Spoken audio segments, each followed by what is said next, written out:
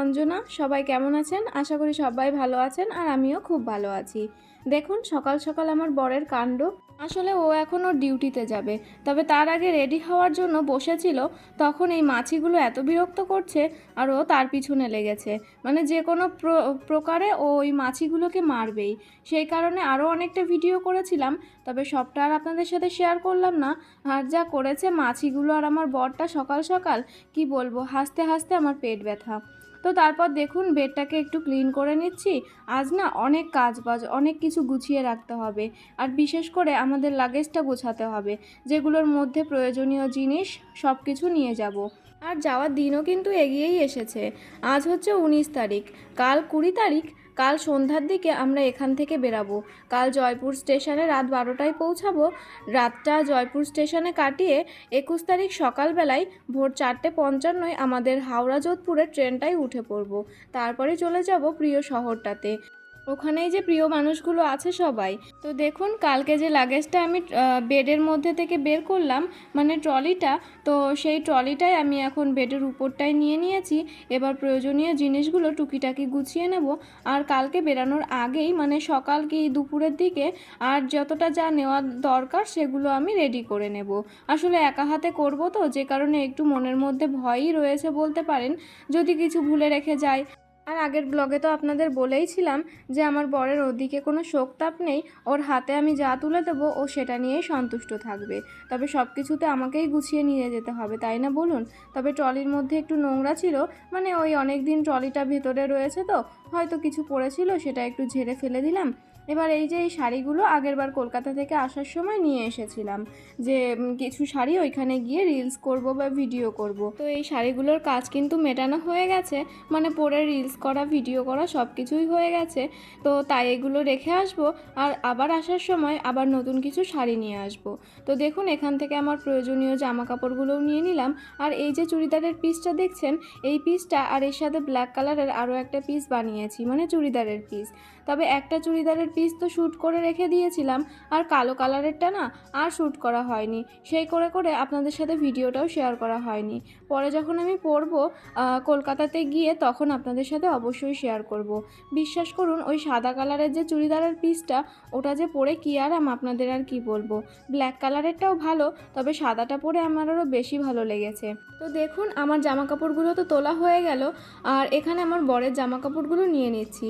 আর এই সাথে আমার বাবুরও, মানে আমার শ্বশুরমশাইয়েরও জামা কাপড়গুলো যা নেওয়ার তাই নিয়ে নেব। কেননা বাবুও তো যাবে আর 1-1.5 সপ্তাহ পরেই, মানে 1 তারিখে বাবু ওইখানে গিয়ে পৌঁছাবে। তো যাই হোক, সব জামা কাপড়গুলো আমি এক করে নিয়েছি, মানে বেডটার ওপরে। এবার শুধু ঢোকানোর পালা। তবে হ্যাঁ, আমি প্রথমেই বলে রাখি, আজকে হয়তো ভিডিওটা আপনাদের ভালো নাও লাগতে পারে, তবে আমার ভিডিও তো বেশি কেউ দেখে না, তবুও যে কয়জন দেখে, তো আমি ভিডিওটা না খুব ভালোভাবেই করেছিলাম। তবে আমার ক্যামেরার প্রবলেম নাকি ফোন হিট হয়ে গেছিলো, সেই কারণে ভিডিওগুলো এরকম এসেছে আমি জানি না। তারপর মানে কেঁপে কেঁপে এসেছে। তো তারপর আমি ভাবলাম এডিটিংয়ের সময় একটু স্পিড বাড়িয়ে দিই। আর আজকে আমার কাজেরও খুব তাড়া, কেননা আমি যখন এডিট করছি এখন হচ্ছে 20 তারিখ দুপুরবেলা।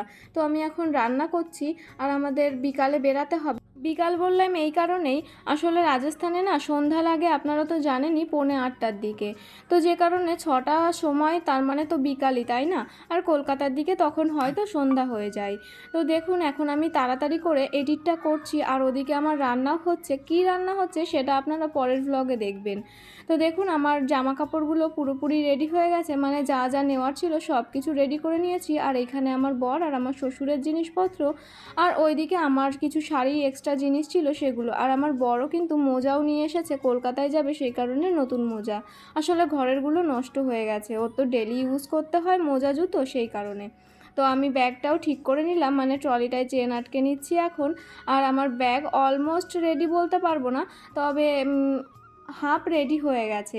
আর হাফ না কালকে যখন যাব, মানে 20 তারিখে যখন বেরাবো তখন আমি ঠিক করে নেব। তো দেখুন আমার ট্রলিটা রেডি। এখন আজকের দিনটার জন্য, মানে এই তো হয়ে গেছে দুপুরবেলা, তো কাল মানে 20 তারিখ অবধি এইখানটাই থাকবে। আর এবার ঘরটাকে ক্লিন করে নিয়েছি, এবার আমি ঘরটাও মুছে নিচ্ছি, কেননা কাল তো কাজের প্রচুর চাপ থাকবে। কাল তো আর আমি ঘর মুছতে পারবো না, শুধুমাত্র বাবুর ঘরটাই মুছে নেব। আর আমার ঘরটা আজকে আমি মুছে নিচ্ছি। তো দেখুন আমার ঘর মোছাও হয়ে গেছে, এবার আমি রান্না করব। আর আজকে কি রান্না করব, আজ হচ্ছে একটু হালকা পাতলা রান্না হবে। সকালবেলায় আলু সিদ্ধ, ডিম অমলেট আর ডাল করেছিলাম।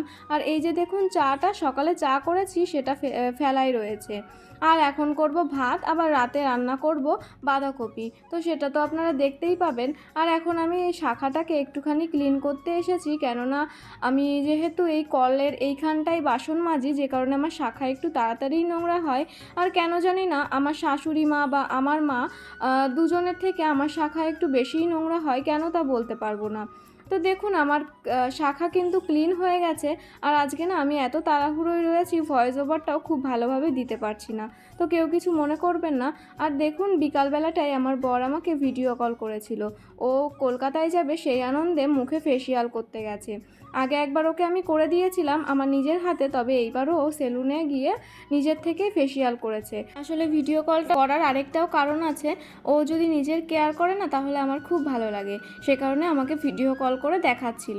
তো দেখুন এখন অনেকটা সময় পেরিয়ে গেছে, তারপর আমি ওই কেক এনে দিয়েছিল আমার বর কাল আবার, তো সেই কেকটাই খাচ্ছিলাম আর ওই গাছগুলো দেখছিলাম। আসলে চলে যাব, তারপর বাড়ি এসে হয়তো দেখবো আরও অনেক বড় হয়ে গেছে। আর বাবু না কিছু ডালপালা দিয়ে ওই গাছগুলোকে একটু ঢেকে রেখেছে, মানে ঢেকে বলতে ওটার উপরে দিয়ে রেখেছে যাতে ওগুলো বেয়ে বেয়ে গাছটা আরও বড় হতে পারে। আর একটুখানি ডালপালা দিয়ে রাখলে ওরা খুব তাড়াতাড়ি বড় হয়ে যাবে। তো দেখুন আমি এখন জামা কাপড়গুলো তুলে নিচ্ছিলাম, বললাম যে আজকে খুব তাড়া, এডিটিং করারও মানে ভীষণ তাড়া, তো সেই কারণে আমি একটু স্পিডও বাড়িয়ে দিয়েছি। তো দেখুন আমি জামা কাপড়গুলো যেগুলো শুকিয়ে গেছে সেগুলো তুলে নিলাম, আর যেগুলো শুকায়নি সেগুলো আবার উল্টে যে সাইডে একটু রোদ আছে সেগুলো দিয়ে দিলাম সেই সাইডে। তো এইখানে একটা জিনিস হয়েছে, ভিডিওটা করেছিলাম তবে ওটা দেখানো উচিত না, সেই কারণে আমি ওটাকে একটু ইয়ে করে দিয়েছি, ব্লার করে দিয়েছি। তো আসলে আমি ঘরে জামাকাপড়গুলো এনে আমি ভাঁজ করছিলাম, তো তখন এখান থেকে দেখি কুলারে একটা আওয়াজ হলো, যেতে যেতেই দেখি এই টিকটিকিটা মারা গেছে। তো ওটাকে পাখা দিয়ে তোলার চেষ্টা করছিলাম, তবে পাখাটা দিয়ে উঠলো না, তারপরে একটা মগ দিয়ে তুলেছি। সবটা আর ভিডিও করিনি, কেননা এগুলো দেখানো উচিত না। তো দেখুন এখন রাতে আমি বাঁধাকপি করব আর রুটি করব, ভাতও করব। তো এখন না রাত হয়ে গেছে, ওই 9টা সাড়ে 9টা বাজে, তবে বিকালবেলা থেকে না এখানে একটা মাইক সেট করেছে, মাইক একটা না দুটো সেট করেছে।